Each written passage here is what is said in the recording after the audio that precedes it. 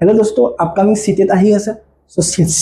सीटेटर কাৰণে আমি কিছুমান ম্যাথছ কোৱেশ্চন সলভ কৰিম হা তো এটো এটা सीटेटত আহিব লগা কোৱেশ্চনস ঠিক আছে ভেৰি ইম্পৰ্টেন্ট এনেকুৱা টাইপৰ কোৱেশ্চন सीटेट এক্সামত আহা দেখা যায় যেটো নাম্বাৰ সিস্টেমৰ ওপৰত বহুতখিনি কোৱেশ্চনস আহে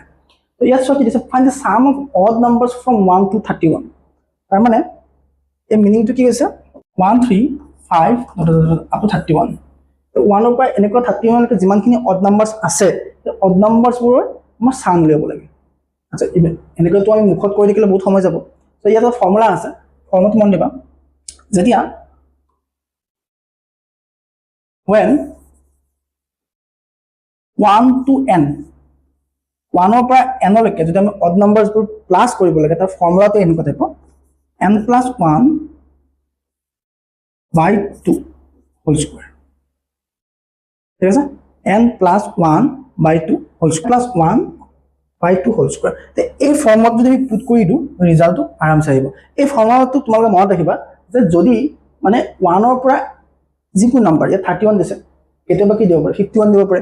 101 দিব পাৰে মানে যিমানে নহওক মুঠতে তাৰ গোটেইখিনি অড নাম্বাৰ হ'ব লাগিব এটো মনত ৰাখিব অড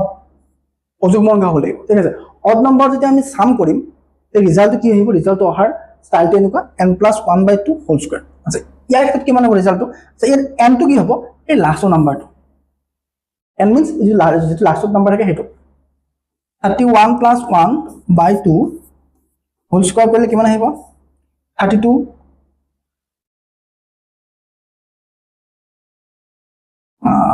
16 হ'ব 16 স্কয়াৰ তাহলে 31 plus 1 মানে 32 by 2 কিমান 16 স্কয়াৰ আহিব আচ্ছা 16 স্কয়াৰ মানে কিমান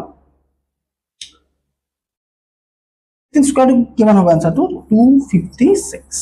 অপচন কোনটো আহিব সি ঠিক আছে এনেকুৱা ধৰণৰ যেতিয়া আমি অড নাম্বাৰছৰ সাম ফাইন কৰিব দিব 1 to something কিন্তু ইটকো স্মল দিব ফৰ্মুলাটো চাবা ফৰ্মুলাটো কি আছে 1 to n হ'ব লাগিব 1 ৰ পৰা ষ্টাৰ্ট হ'ব লাগিব তেতিয়া আমাৰ সামটোৰ যেটো ফৰ্মুলা এটো হ'ব